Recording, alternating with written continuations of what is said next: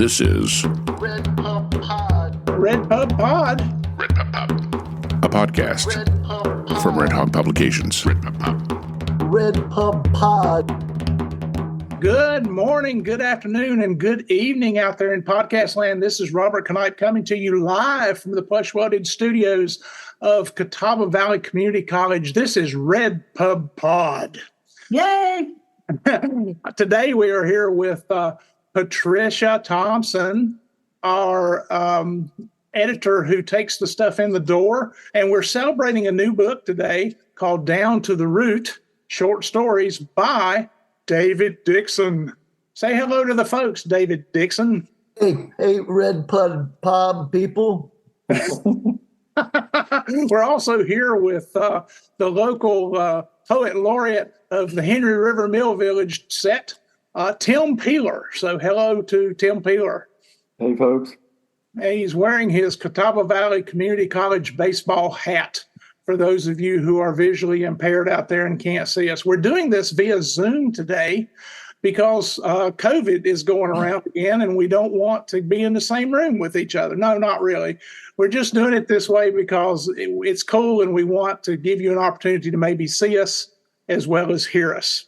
So today we are talking about Down to the Root. It's a 6x9 trade paperback. It's about 142 pages, $17 retail. But if you go to our website right now, it's on sale for $12. And David Dickson signed every copy that we have in stock with a really cool signature.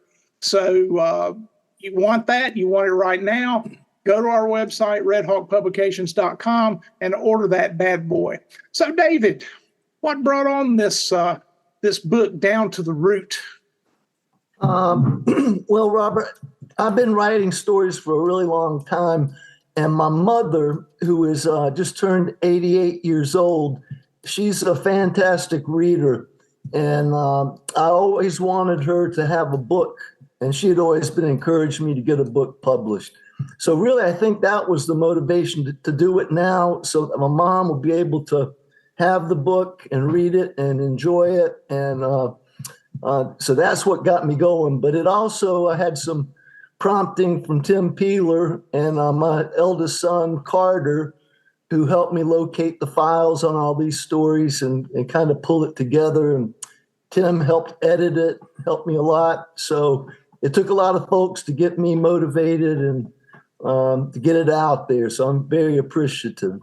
Hey, David, if you don't mind me asking, how old would you say the oldest story is that's in this collected story collection? I think probably the oldest one would be the first story in the collection, The Jumping Off Place. Right. Right. So that's a fairly older story. I don't know how old. I think it was published in North Carolina Literary Review, and that may have been 20 years ago. Wow. Okay. So at least we have some context that's as going back as far as the turn of the century. Yeah. Yes. Almost another century ago. I know it's one of the stories in the book, but why did you choose the story Down to the Root to be the main title of the collection? What are the words Down to the Root mean to you? Well, within that, the story itself, I guess the title has some connection to the main character and how he creates art in one way. And within that story, he uses ginseng roots to create these little cycloramas or little imagery things that he comes up with. And so there was that connection. And then the other person that's kind of a protagonist in that story, she's really wanting to get into the world of this artist and kind of get down to the root of his creativity. She's more of an observer than a creator of art.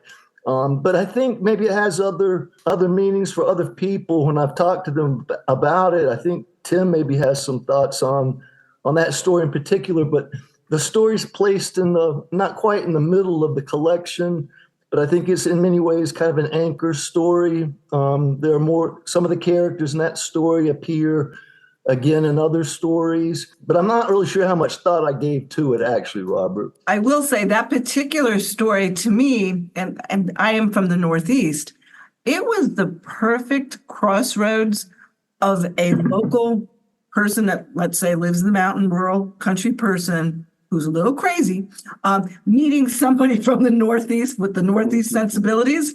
It was like the perfect crossroads. And I could see how an outsider would think so much craziness is going on here. But she maintains, and she's got her vision and her focus. And then you've got that crazy character, the Pink Man, I believe it was. I am a big fan of this collection, if you can't tell. So I do encourage everyone to get it. But you've got some characters that really will just stick with you like a bad habit. They're memorable characters, and the Pink Man was definitely one of them. And he does show up in another story as well. Fascinating, crazy guy. How many crazy people have you met in your life, David? Where do these characters come from? I mean, there's that. I think that the first one he character- met was in the mirror. Well, there's one I live with all the time that I see every day. But the character Danny Ray Pack, the Pink Man, he's I knew three people in my life who happened to have the same, I don't want to call it an affliction, but he was an albino African-American person that had, this kind of odd physical appearance. But the three people that I knew in my life that came together to create this character all were very, unique in their own way and, fascinating to me because not just of their oddity in the placement of where the community they lived in, but it just really fueled my imagination. I knew one of these people as a child, and then I knew two others as an adult. And so, my imagination creating characters, oftentimes I'm bringing in elements from a lot of different people. I don't think I really, in this collection anyway, I don't think I'm writing about one specific person and trying to make them into a fictional character.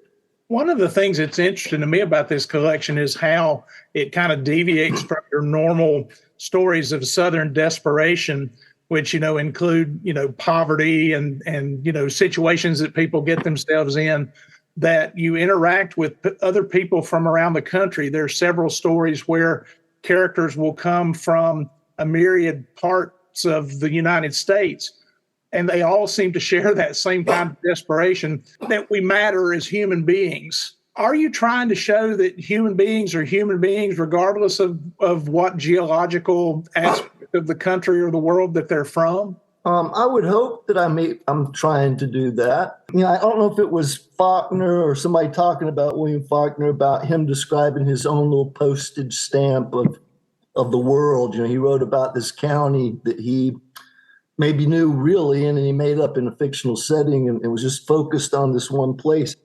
I very much am a regional writer in the sense that I've spent all of my life in the South for the most part. But in my fiction, I don't really think of just limiting myself to a certain place, and I would hope that whatever humanness exists in one place, that the humanity part of it, I would hope anyway, in writing fiction, that would apply wherever I decide to set a story. Those human qualities, I think, are the same wherever we're talking about geographically. I think that openness kind of elevates the stories. Faulkner wrote about, like you said, a postage stamp, Yakwapanatha County. Right. And basically made the statement that every one of his stories was about the South coming to terms with losing the Civil War. Right. So, what we see of a lot of Southern writers today is a lot of that stuff tied to that kind of angst. But your stories seem to be open more to these things that just flummox human beings who just might happen to be, they could be in Los Angeles or they could be in New Jersey, but they just so happen to be where you are geographically from. So I think that's a positive aspect to the stories. David, what did you do for a living before you became a writer? Well, early as a very young man, I did a lot of different kinds of stuff. I worked for an underwater construction company. I was a copywriter in an advertising agency.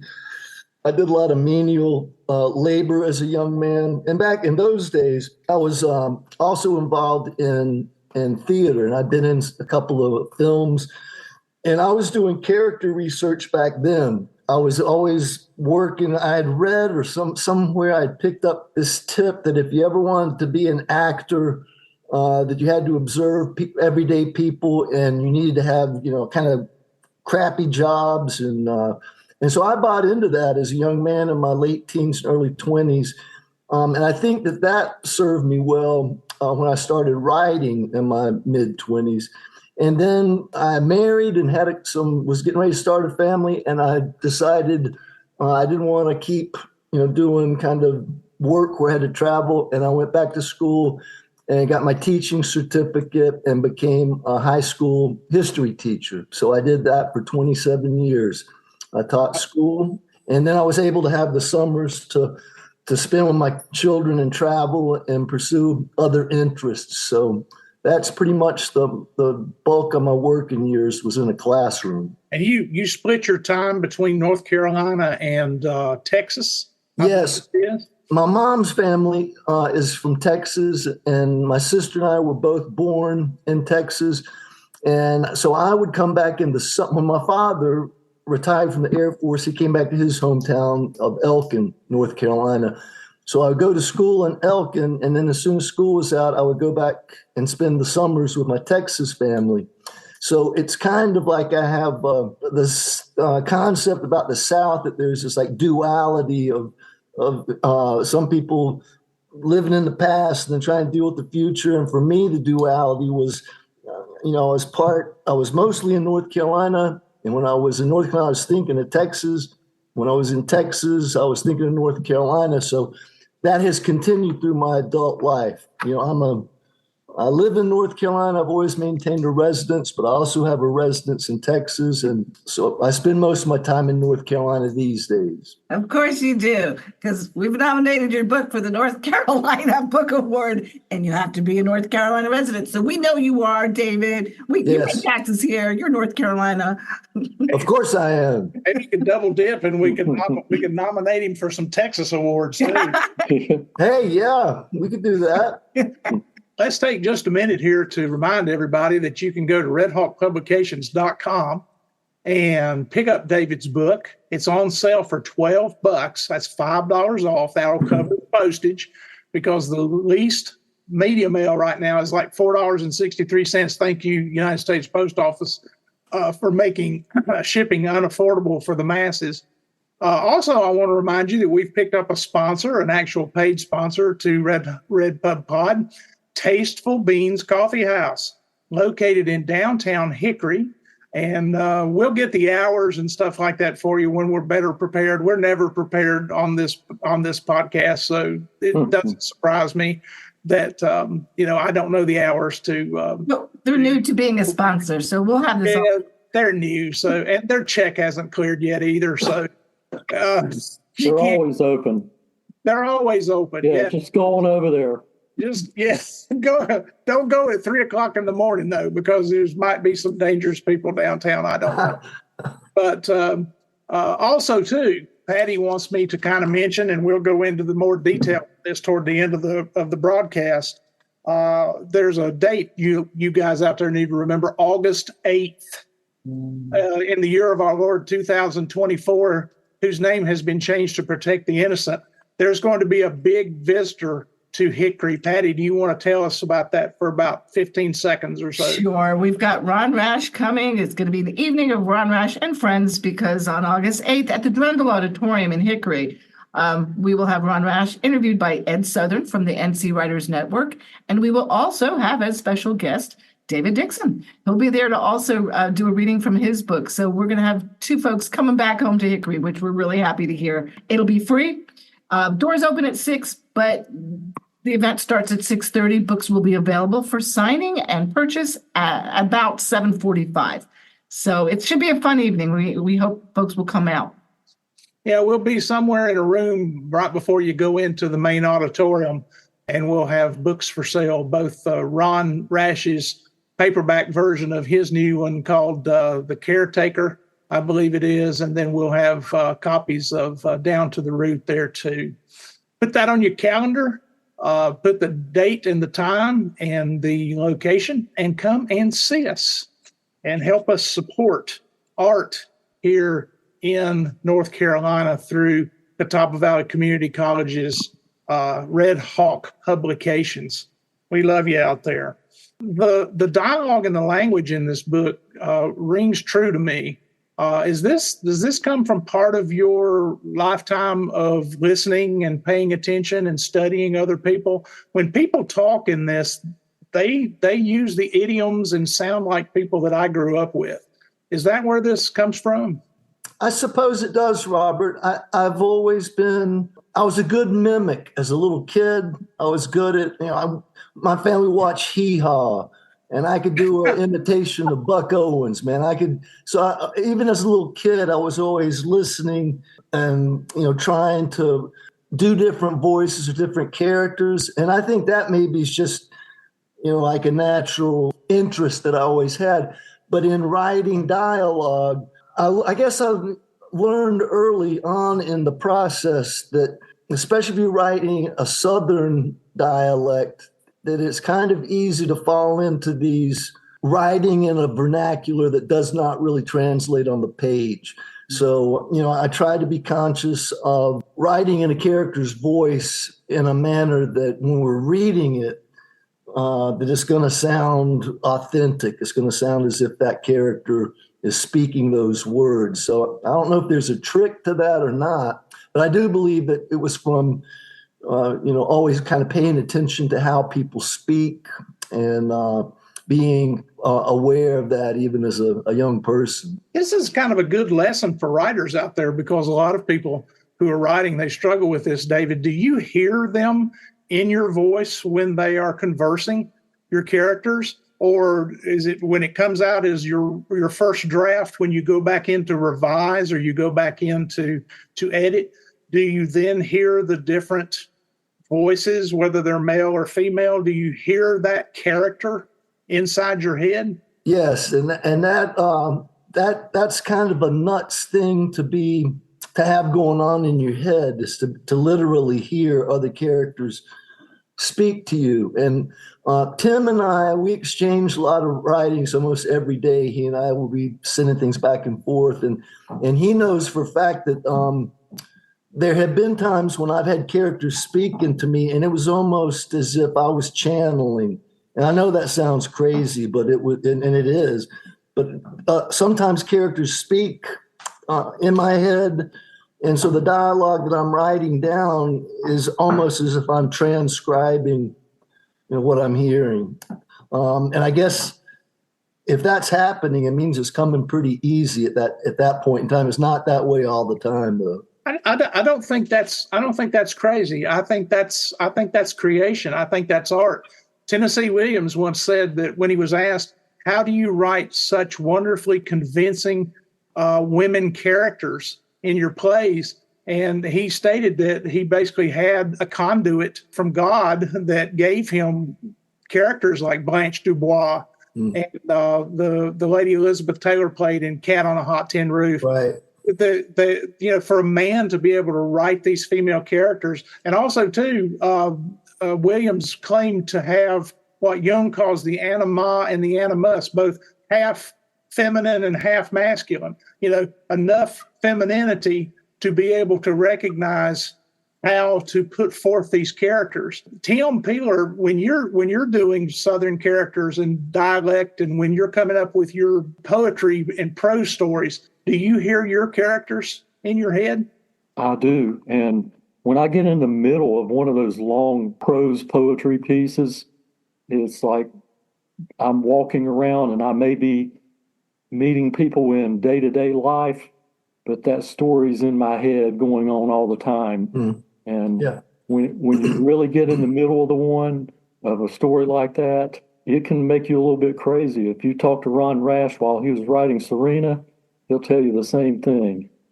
It's like something that's that powerful will take over your life, and you walk around and people don't understand why you look so vacant, because you're somewhere else. That's exactly what an instructor at Clarion back in 2003 at Michigan State University told me. A gentleman named Damon Knight was saying, if you run across a plot point or something that doesn't work, you give it to your silent partner, which basically is your subconscious, and you walk around with it all day, and the answer will come to you when you're in the shower or driving to the drive-through window or something like that. The plot will connect, or the thing that character needs to say will connect. So again, I don't think these things might wear and tear on your psyche because you're walking around with it all the time. But I think it's one of those talents that artists have. And I think everybody's got it. I think all human beings have the ability to imagine. And some of us just take that and fine tune it to where you make it work for you. So, we get books like Down to the Root and Serena, and all the stuff that Larry Brown did before he passed away, Faulkner, to mention again, and all of the other wonderful writers. Just going to add one more thing. I think what's interesting, because of David's acting background and knowing what is involved in character study. Exactly. When you're given a part and you're supposed to figure out why this character what's their motivation, what's their backstory. And you've had that in the beginning because you had some training in theater, and you brought that training into writing. So you're very attuned to characters, and you can tell that just your agility of going between different types of characters in your stories. I mean, you've got the woman from the Northeast who's trying to do a doc on the Pink Man. You've got the kid, Kyle. You've got the older gentleman who's trying to work in a motorcycle shop. You've got so many diverse background characters that are rich.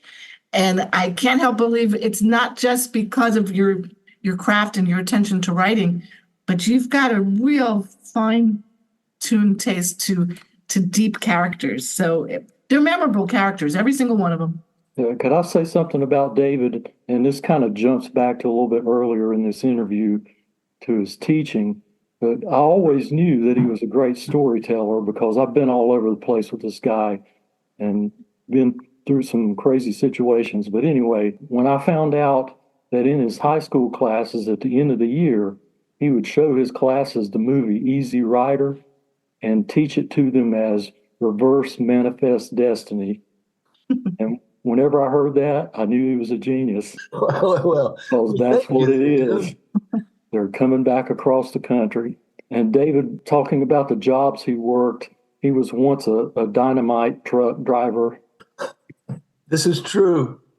Oh, like the Wages of Fear. So he drove a truck with dynamite in it from like the water projects to... I did indeed. William Friedkin made an updated film version of it called The Sorcerer with Roy Scheider. These guys that have nothing to lose, and they need money so bad that they will drive these dynamite trucks down in Honduras or somewhere across these little tiny bridges and things like that. And you've got to be a special kind of nut to do that, according to this text. So, well, if we ever get all of these stories together that he recorded a couple years ago, there's one really good one about driving the dynamite truck. Oh yeah, I wanted to talk about those. I was on the receiving end of a few of those. I remember one about a fella who got a fish hook run through his. Well, let me let you tell it, David. Where did he get the fish hook stuck?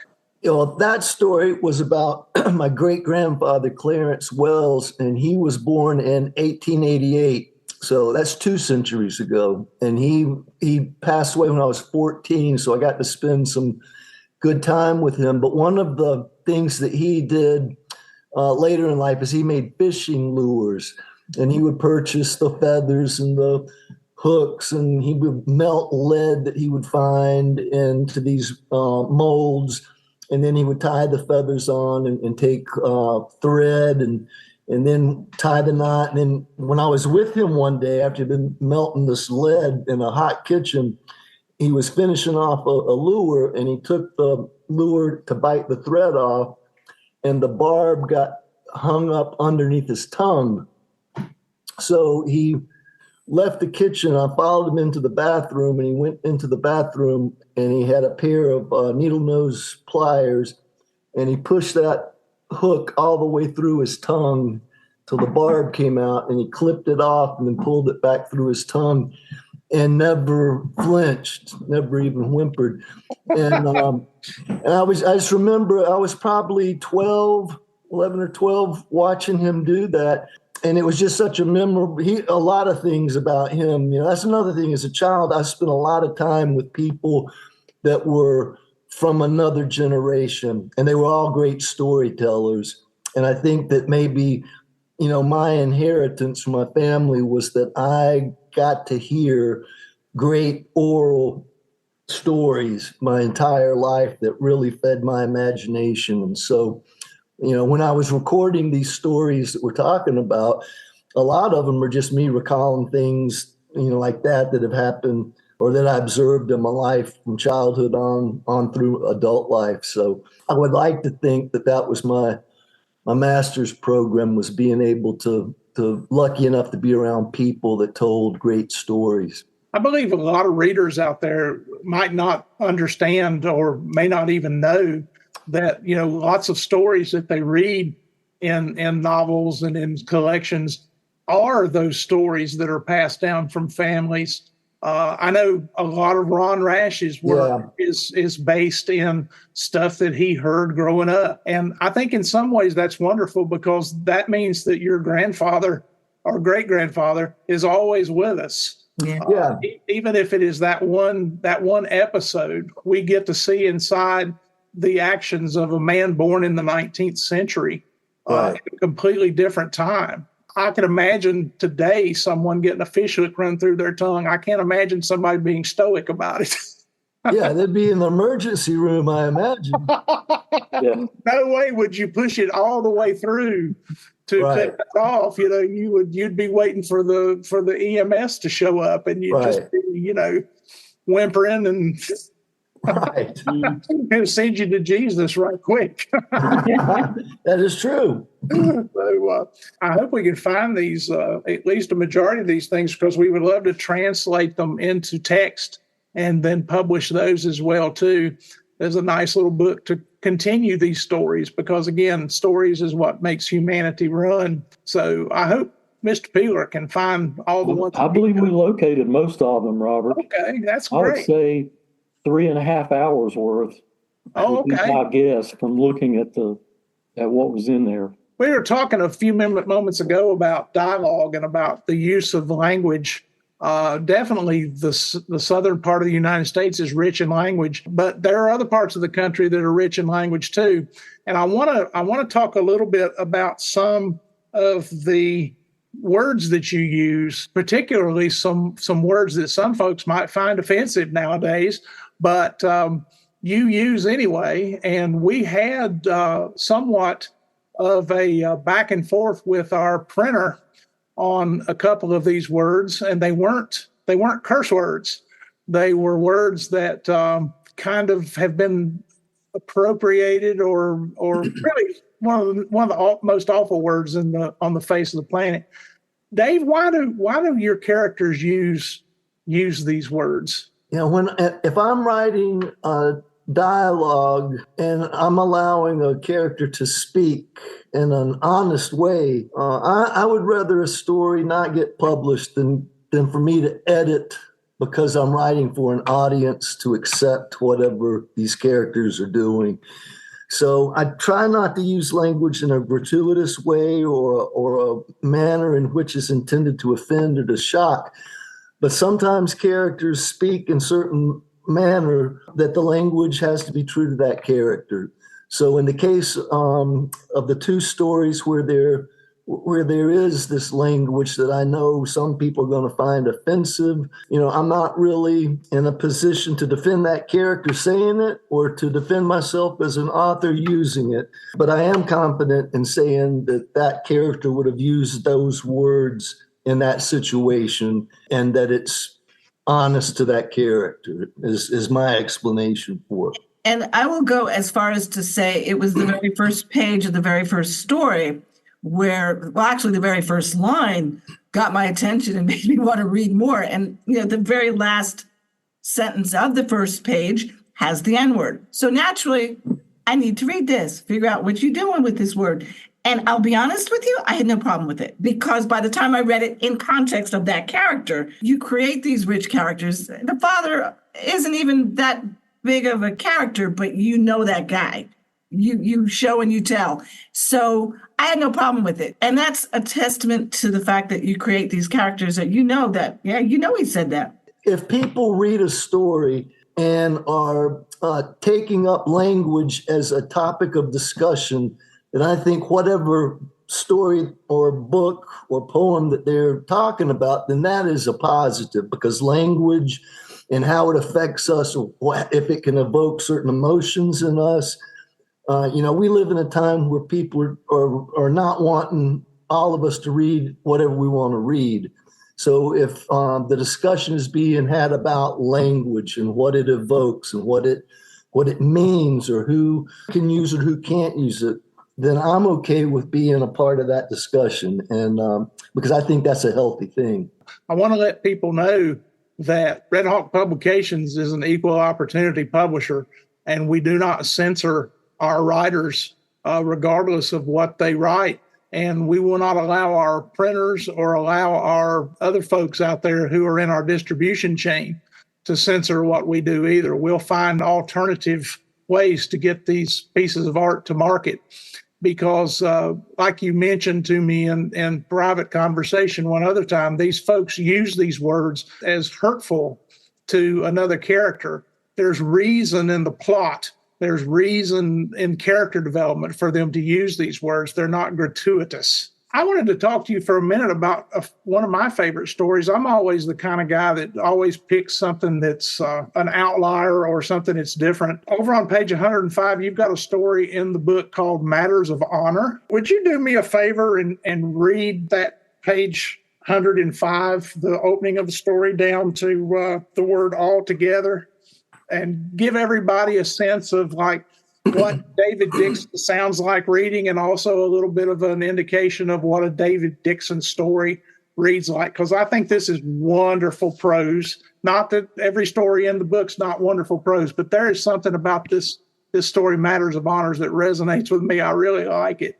So would you mind reading that? Sure. All right, here we go.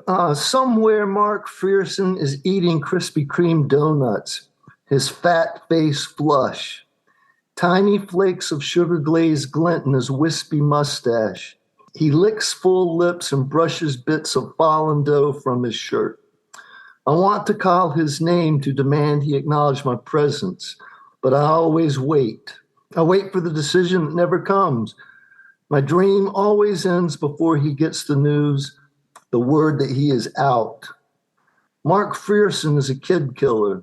I suspected it even before the crimes, and I never said a word. Acting on suspicion never seemed a good idea. Certainty, I have since learned, is the one false truth to trust. Looking back, I am justified, but in the end, life isn't worth living if people get dragged off because of another's unfounded accusations. And in my case, I'm prone to assume the worst. It was easy back then for people to speak of him with contempt. Before the girls got killed, everybody assumed him harmless. And by feeling sorry for Mark, they didn't appreciate his enormous unrealized potential. Mark was a repulsive kid. His black eyes were surrounded by white flesh, like coal and snow, which in part accounted for his peculiar appearance. At once a premature man, a perpetual toddler. By the age of 11, he stalked Main Street in his dead father's clothes, decked out in khaki dungarees, too big blazer and wingtips.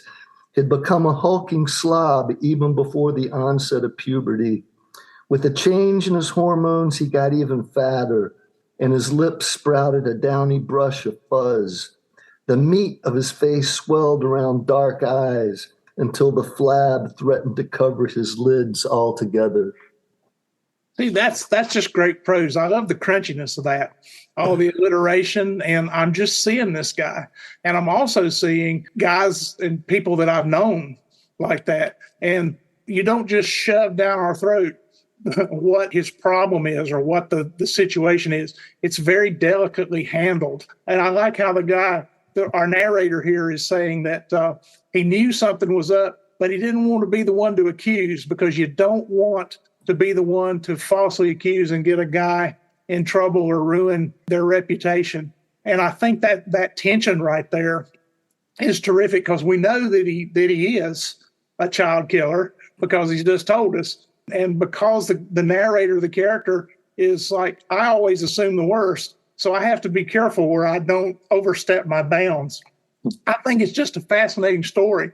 Can you tell me, was there something in real life or something in your experience that fed into this story that informed it? Yeah, when I was a kid, I was probably 7 or 8. I had a great uncle in Texas who was the sheriff of Grayson County, Texas. And I would spend when I was out there, I'd get to go to the courthouse with him, and the jail was on the top floor of the courthouse where the inmates were kept. And he would let me go in there and get my hair cut by the trustees and eat lunch with them. But during that period of time, there was a 17-year-old guy in that town who murdered 2 little girls, and one of the girls was murdered in September, and then the next was murdered the following April. So there was like this half of a year period of time when the community was really terrified about this killer being on the loose. And when they finally arrested him, he was this kid that was very similar to what I described in the story. And so he was in the jail awaiting trial, and I would go up and just kind of look at him, just stand in front of his jail cell and look at this guy. And he was kind of a sad, pathetic character. But the community always has marked whenever he comes up for parole. And now this has been, I think the murders happened in 1968. And 69 and 70. So every year this guy comes up for parole, and members of the community will write the parole board in Huntsville, Texas to, state that they remember the case. But people are dying off, and people remember this case any longer. And so that was part of the whole idea, because my uncle, who was the sheriff, he fought in World War II with Audie Murphy. He slayed a bunch of Nazis, saw a bunch of terrible stuff in Europe.